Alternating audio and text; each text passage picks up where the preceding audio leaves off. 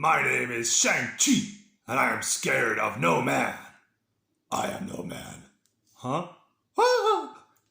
Hola amigos, it's Will here from Will's Custom Figures, coming at you today with a big bad breakdown of one of my all-time favourite Spider-Man villains.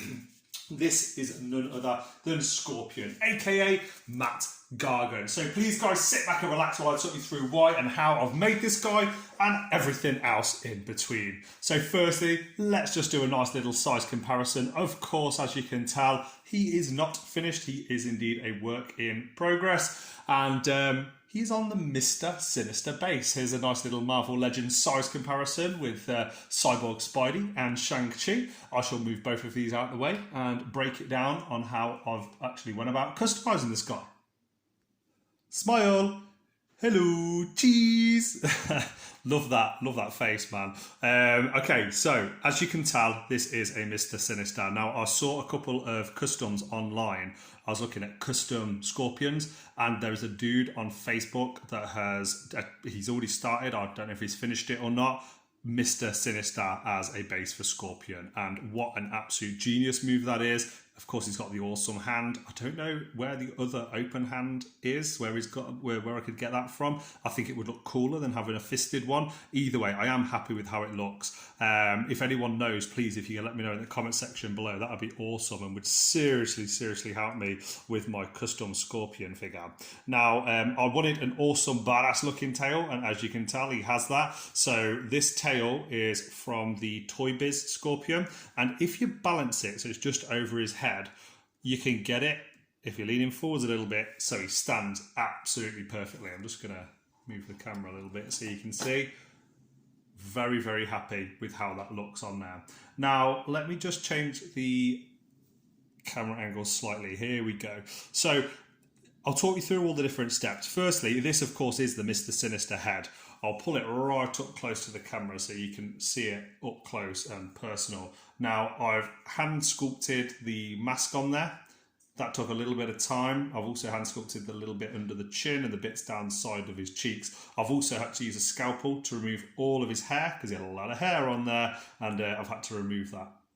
Nice little crew cut that Mr. Sinister has. I love the smile. I would like to add a different head, and I probably will add a different head shortly, but for the time being, this is the look I'm going to go for. Now, because Mr. Sinister, of course, has the giant cape down the back with all the little strands on it, I've had to pull that out, and it has removed a lot of the plastic from here, but I've had to fill that in just using Super Sculpey polymer clay. He also has the diamond on the chest here, which again I've removed.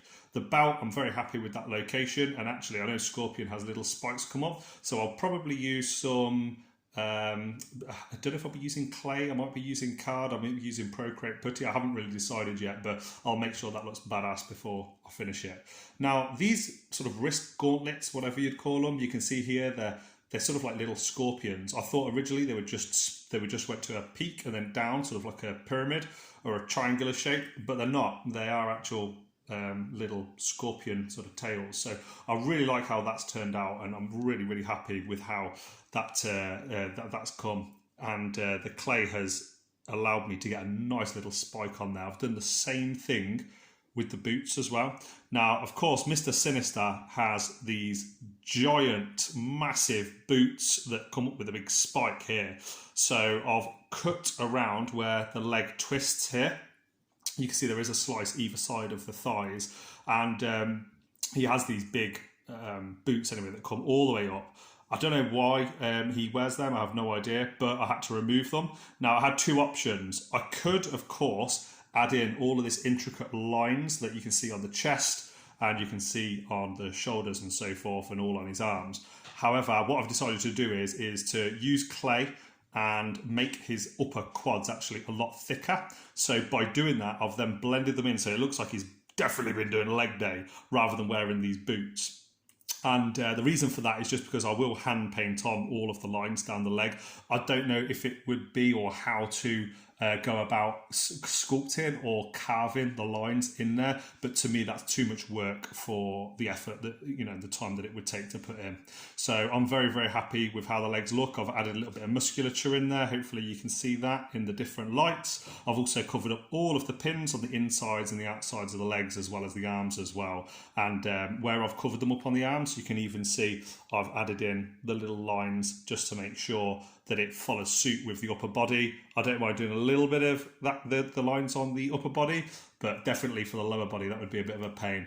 Now, of course, he has these sort of like little ankle bits as well that go around the ankles. So I've just sliced them down, and as mentioned, used clay and then took it to that nice little scorpion peak at the edges. And the final thing, of course, it wouldn't be Scorpion without having his awesome scorpion tail. I love the Toybiz tail. It's by far my favourite. I do like the one that Marvel released, but it's not my favourite.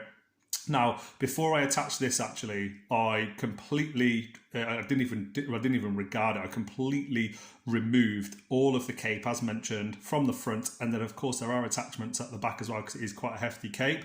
I've then completely clay sculpted and added all the lines across. And then I've attached on the scorpion tail. I don't know if it's too high, too low, comic accurate or not, but I really like it. And it still allows him to crunch forwards and backwards, and the tail doesn't hinder that movement at all, which I'm very, very happy with. I want Scorpion, in my mind's eye, to be this huge, muscular, badass looking bad guy, and I just feel like the Marvel Legend release that they did last year, the retro carded one, really felt short of anything, you know, looking dangerous. He kind of looks, the one that Marvel released, he kind of looks a little bit bored, and definitely not the Scorpion that I want in my collection. So I'm just going to change this now and do a little bit of free cam so you guys can see from a few different angles how cool he's looking. Very, very pleased with how he's turning out. I hope you guys like it, all the little intricate details that I've tried to keep comic accurate, but I'm not sort of like beholden by it being comic accurate as well. I don't mind taking a few liberties on the design if it makes it look cooler. I have removed, there was a little pin piece, I guess it used to have like a little shooter or something at the end of the tail. And there is also, if I go up here, you can see that's where the button was to actually fire it. And there are all little holes all the way down the tail. There's an example of them. And I've just filled those in with clay as well. And it articulates well. The scorpion tail is badass. I'm really happy with how it's turned out. I'm looking forward to painting him. And before I painted him, I just wanted to hit you guys up, show you this video and see what you think. Let me know about the other hand. If you know where I can get a right hand that fits Mr Sinister, that'll be badass. And I really appreciate you guys watching this video for 7-8 minutes nearly. I'll catch you guys on the next one. Please like, comment, subscribe on Facebook, Instagram, and here on YouTube. I am the Scorpion, and I'm coming to get you. Adios.